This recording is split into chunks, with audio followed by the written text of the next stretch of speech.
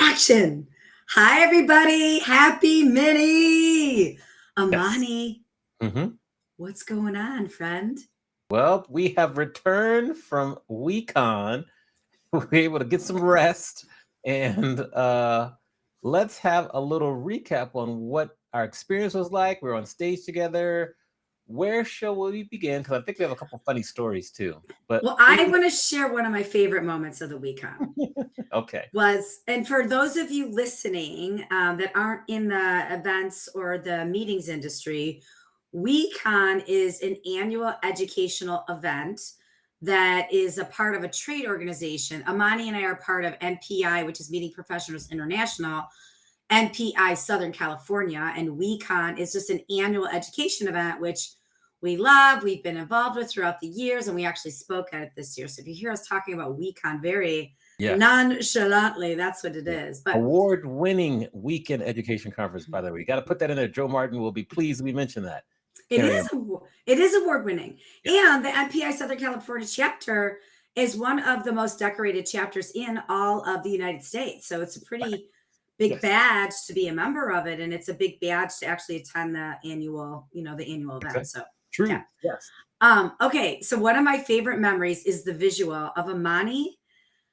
I feel like Amani was basically a bell captain. Every time I saw him, he was hauling and schlepping something like a huge, huge plastic storage container of God knows what. There were cords, it looked heavy, and he was just hauling it. I took a video of it. So if I anybody saw goes to my that. Instagram page, you'll see Amani hauling, or Yeah. DM me, I'll send you the separate video. But what were you hauling in there? What was in that big, huge bin? So first on the bottom of the bin was my DJ system for the second breakout that I did or workshop I Okay. did with Stephen Foster. That was on the bottom. Mm-hmm. Top was in there was just a backup DJ system, cords if we needed to connect to anything. Then I had our switcher in there that we use for our live broadcast, and I had our Yeah. stream deck. The stream deck, which you use for our live broadcast. So that's just my case where I carry everything because you never know what you could need, and in a pinch, we might need to go into that little bin and grab something, and it has been a lifesaver countless times. So that's what I was Magical looking bin. over. Yes. So It's when you got magical the bin. video, I had finished the second section. We were getting ready to go to the reception. I was very, very hungry. So I was like, let me get this out to my room so we can go get some food. That's what I was thinking. Were you hangry? Were you hangry, Yes. Amani? But I don't really treat people badly when I'm hungry. I was just ready to eat. Yeah, I've never seen you be like, I've never seen you be hangry in real life before. No, not Yeah. I just want to eat. Maybe one day. Something to look forward to. Maybe one Okay. day. Anyways, yeah. So that was a big memory ingrained in my head. There were so many others, but what was something that jumped out at WeCon for you? One of my favorite memories is when we were on stage telling the story about how you met Aaron Deal and you were going through how you became best friends and all that. And I was like, now, you know, Manny, I set that up just on purpose because I knew you would let you two get along. That was one of my favorite moments. That was fun. That was funny. I like that. Yes. I also liked how Amani pointed out that I was wrong in the beginning when we first started our podcast. We talked about this on stage, how Amani wanted to do it every week, and I was like, "No, that gives me heartburn." And then Amani said, "Oh, we started monthly, but guess how many times we do it a week now?" And I was like, "Weekly." I stand corrected, and I did say that's what my therapist taught me. You're right. I'm wrong. I'm That was sorry. I funny. said that. I That did. I was good. sure that. Well That played. was We had a good. lot of good notes. We got to get the clips of that because and the good thing about this, I'm so excited, is that we got Corbin was there videoing the entire presentation. So I Yeah. just can't wait to watch the footage and get it cut up because that's gonna be so valuable for us. So that's probably another one of my favorite moments, even though we haven't experienced it yet. And then another favorite moment was just the questions that people are asking during our session. They were into and they asked some good questions and they were so attentive. So that I just love that. Yeah, I agree with that. I was actually thinking about some of those questions after. So, shout out to Carlos Murillo, who Yes. actually we said, "Does anybody have any questions?" He had four, and Yes. I love that he was thoughtful. He was taking notes the whole time. But one of the questions he did ask was, "If you don't have a Corbin to produce this live for you, do you need one?"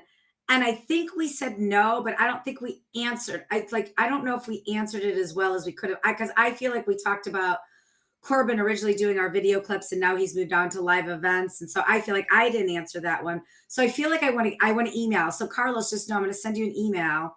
Yes. And then another question people asked was about platform.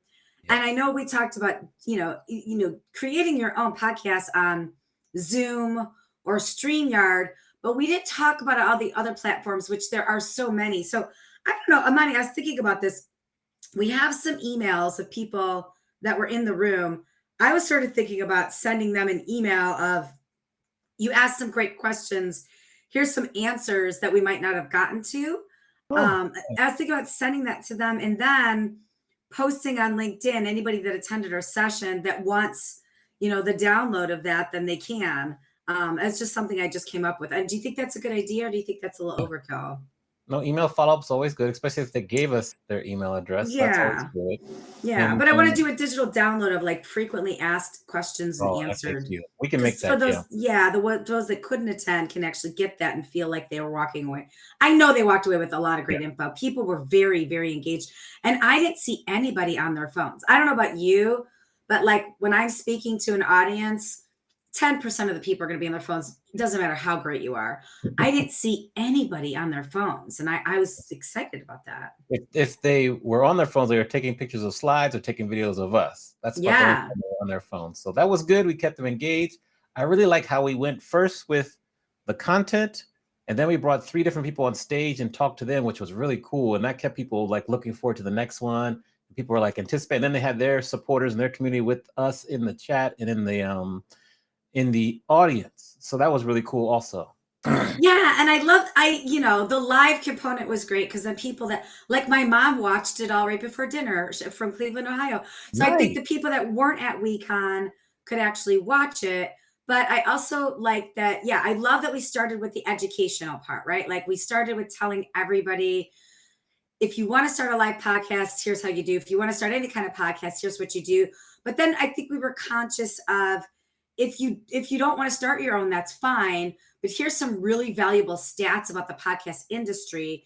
So then we spoke to, if you're in charge of any sort of marketing dollars and you're paying for ads on Facebook or a magazine or a sponsorship or TV, you just might want to consider investing in podcasts, especially a regional podcast. And then I love that we also talk to people about, if none of this matters to you and you have never listened to a podcast, just consider listening to one next time you drop off the kids or walk a dog. And that was, a lot of people came up to me after and were like, I need to do more podcasts. And I was like, you mean participate? Or no, like I want to listen to more podcasts. Yeah. I think we're just spread the word about general podcasting, which really made me happy. I thought that was awesome. Like if we had more time, we could have shown people, what apps do you have on your phone? Here's how you can listen to a podcast on like Spotify or YouTube or Castbox or anything like that. That was one thing. And then we could also talk to people, if you're looking to maybe be a guest on more podcasts, here's how you can search for them, reach out and become a guest, because that's also important for people's PR and publicity too. Yeah, and I feel lame that I didn't address that, because that was it when I launched my audiobook in 2022. That was a huge part of our marketing strategy. I think I was on 100 podcasts in 2022. And it was busy. But like there is a strategy behind just getting on an actual podcast. So I use Scout Agency, who's actually a PR agency that just books people on podcasts. But then once that all dried up, I still learned how to actually pitch myself a podcast. So I feel like I should have shared that with people. Those are the things, like those are the answers I want to give more to the audience for part 2, maybe. Well, exactly. So part 2, we're going to apply to speak at IMEX in October, a couple other conferences, but just more and more conferences and conventions as it comes up. And we just keep adding different elements to our talk. And maybe next time we have 2 guests that come up instead of 3 or whatever. But I think it was well received. It's something good to build on, a good foundation. I'm trying to think what else we could have added. I still love, I'm biased, the fact that we're live in person with about 75 people or so, give or take, 75, 80 people. And we had people watching virtually that weren't there. Some people were watching while they were there, or they stepped out. And I just think that that's cool because you can meet different people where they are. So I just really, I'm biased, but I love that also. I love that too. I think that was great. I'm excited to see the footage. Yes. So I know that the actual podcast is going to be uploaded to the podcast. So wherever you listen to your podcast, iHeartRadio or Apple or Spotify, that'll be uploaded, I'm guessing, in a couple weeks or so.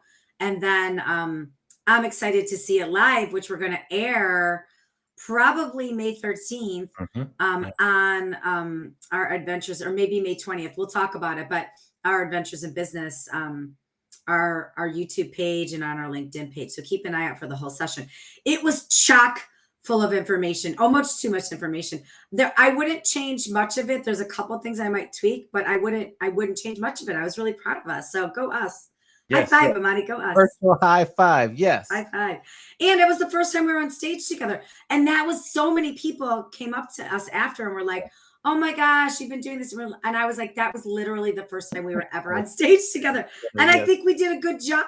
So I was very happy about that. Yeah, we did well, engaging, had our slides working. It was cool. It was cool. Can't wait for the next one. Any other, so funny story about WeCon, and then you could share any other takeaways, is that I did our session, we were at 1:15. Then I did a session with Stephen Foster, which was also fun, engaging, informative, and that was good. And then we go to the reception, then we have a dinner. By the time I got home that day, I was pooped. I was supposed to wake up and get to breakfast at 9 o'clock the next morning. For the first time in like 6 or 7 months, like I overslept. I overslept. It was like 20 minutes late to my breakfast. But that just shows you how tired I was, but then also how relaxed and peaceful I was after it was done. You were so relieved after it was all done. And I remember thinking, oh my God, because I was exhausted after our session. And then I kept thinking, oh my gosh, Amani has to do another one. And your second one was an hour and a half. Yes. It was long. So yeah, that you morning did it, I had taught my class also, which is good because I have to be there. So it was just like triple header. It was a triple header, and I'm glad that you got to sleep in. And I think our friends that you were late to breakfast with, I'm sure they ribbed you, Yes. but I know they understand, and they were very happy you got to have your beauty rest too. Yes. Amen. Yes. Yeah. Amen. Amen. Any final takeaways from WeCon from you? I do. So Julius Solaris spoke, who, for those of you who don't know, follow him. He is an event tech genius. And one of the takeaways that really, really has resonated with me was, do not get your marketing moment confused with your planning process. And he put a slide up that showed, this is the only registration field you need for any meeting, any event. And it was name, email address, and payment. And I appreciated that, because what he was talking about is like, remove the barrier to entry to get people to register for your event. That launch of registration is a marketing moment. You don't need to talk about dietary restrictions or do you need a hotel. You don't need to talk about that at registration. You can talk about that later on once you've collected all the data and do the planning later. But initially, I think I'm ingrained like this too. I have an event coming up in June for my top clients. And in my head, like I'm trying to talk to customers right now, register them for them, because like they open up registration and they see like 20 fields they have to fill out. So they put it aside. But when you open it up and you've got 3 fields, it just makes that registration so much faster, easier, and sticky. And then you can get the planning information later on. So that has really stuck with me, and it's going to stick with me probably over and over. Anything anybody said that stuck with you? Well, we can stick with Julius. He was talking about how the booking window for people registering for conferences is like a week or 2 out, which is like, whoa, that one really caught my attention.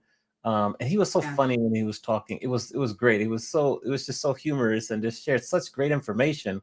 I had to leave early for a call, but he was the one that really kind of stood out for me particularly. Yeah, he's going to be a future guest on our show. Yeah, because I cornered him after and asked him about our live podcast and asked him to be on the show. And he said he's saying no to all podcasts this year, but he's going to say yes to us. So we will get more Julius in our future show, which I'm very, very about. Yes, keep an eye out for that.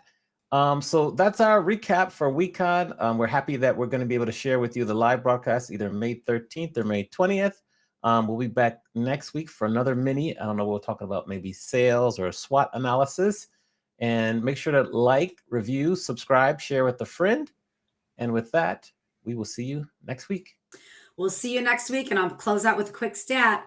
I learned it only takes 12 likes, comments, or reviews a month to actually exponentially increase your visibility. So if there are 12 of you out there, go to Adventures in Business on Spotify or Apple Podcasts and like and review, and you will help us exponentially grow. Amen. Amen. All right. Great. Excellent tips. Thank you. Nice feedback. See you all next time. See you next time. Bye. Thank you for tuning in to Adventures in Business. Don't forget to rate and review our podcast on the platform that you're currently listening it on. And don't forget to share it with your friends and anybody that might be as much of the business nerds as Amani and I are. See you next time for another captivating interview.